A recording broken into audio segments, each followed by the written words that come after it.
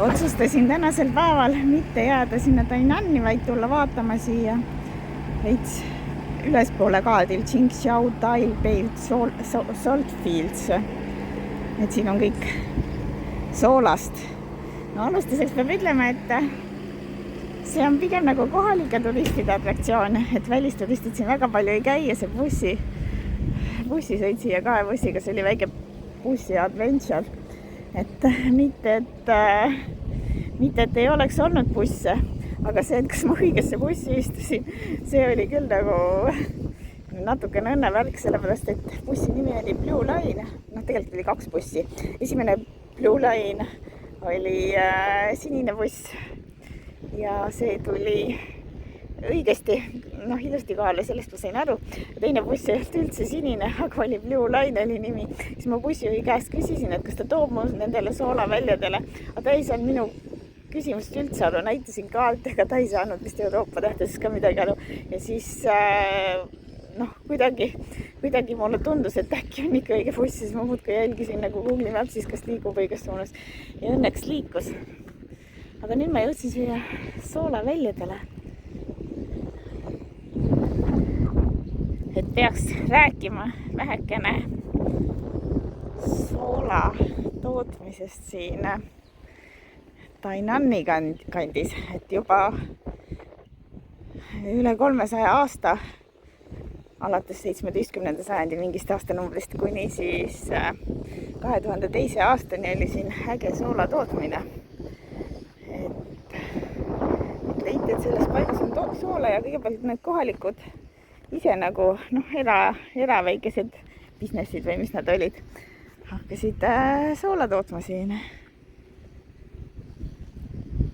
Aga siis, kui Jaapani aeg tuli jaapanlased 1895, siis muidugi tuli ka Jaapani korporatsioonid ja siis need erasoolatootajad võeti tööle, et need kohalikud, kes siin soola tootsid, need tolnikesed, siin on soolatolnikesed, et nad hakkasid Jaapani korporatsiooni heaks töötama ja pärast muidugi 1949 siis tuli see Kuomintang, KMT, uus võim Hiinamaalt ja nemad hakkasid seda asja mehhaniseerima.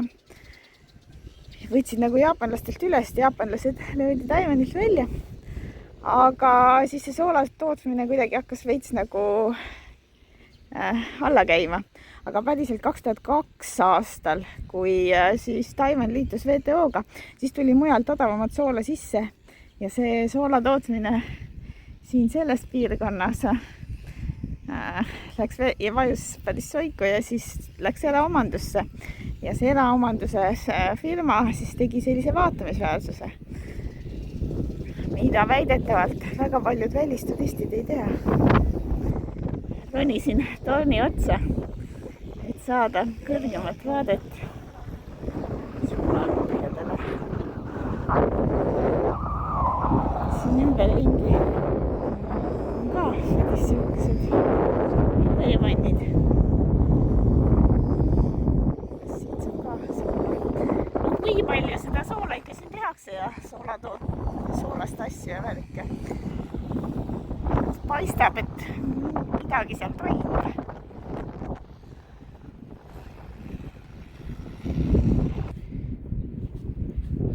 Mingi labida moodi asjakesega siin konkreetselt lükkab ja kaevab ja teine on siin käruga, läks sinna soolahunniku juurde ja nüüd kühveldab soola kärusse.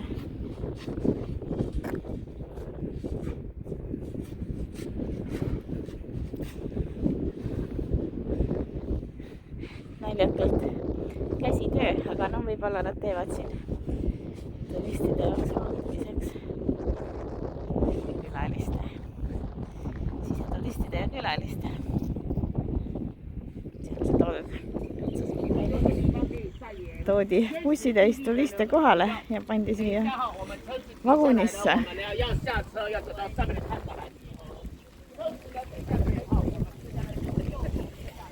Giid seletab väga valjusti neile seda soolatootmise värki.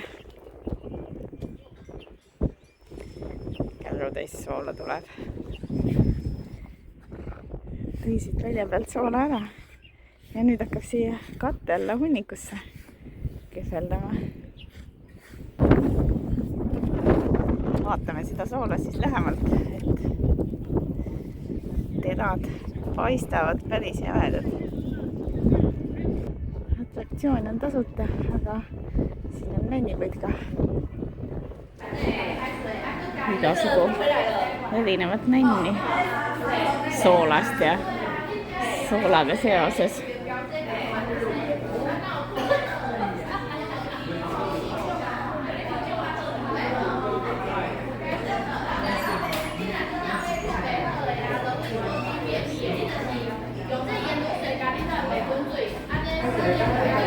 Kas siin saab soola degusteerida või? Mis värk?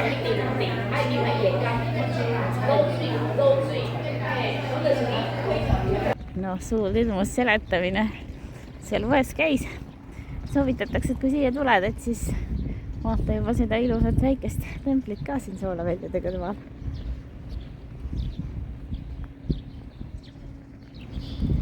Google'i Mapsis mul templi nimi Hiina tähtedega, nii et ei oska välja lugeda, aga igatahes paistab, et see pühak on soolalembene, soolatemaatiline on see tempel.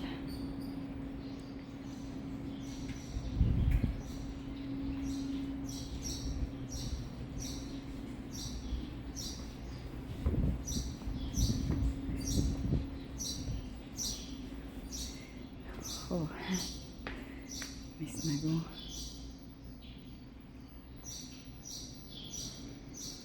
mingid värgid, nännid, asjad.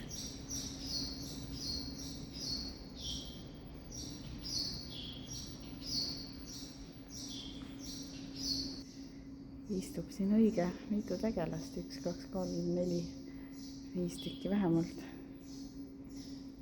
Ja soolapütid siin ees. Ja ma ei tea, mis õnnevärkide puu see siin on.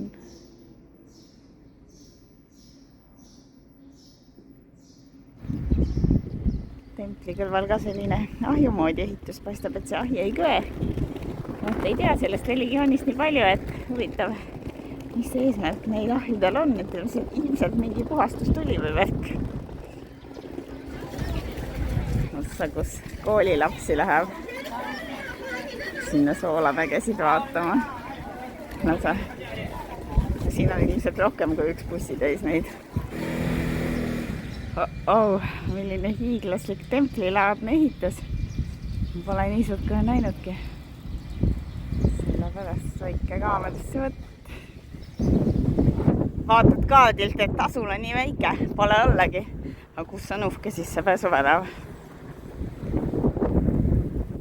Google Mapsis kui vaatamisväärsus.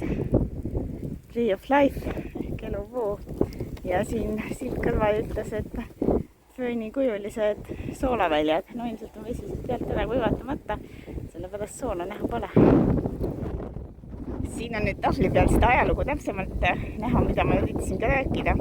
Siin on kirjas, et see päikese kuivatamine, soola päikese kuivatamine sai alguse 1665. aastal, kui Shen Yonghua seadis üles Laikou soolavälja Tainannis ja operatsioonid lõppesid 2002, kui välismaalt sisse toodud imporditud soolaga ei suutnud siin kohalikud enam konkureerida ja 4 perioodi on siis läbinud see soola kuivatamine.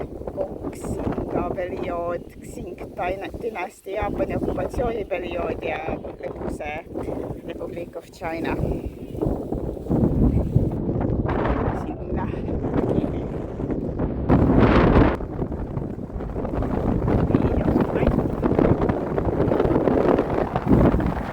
Siin on tempel kohe kiviseina sisse osaliselt ehitatud. Taga on suur uhke templihoone ka.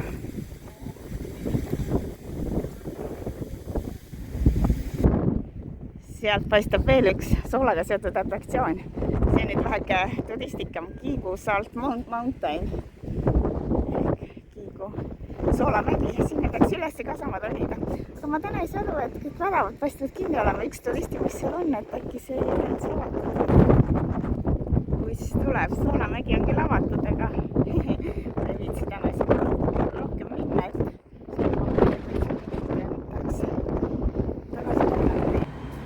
no vot, sinise liini buss on selline suur sinine, aga nendest väiksematest kohtadest tulevad väiksed teistsugused bussid.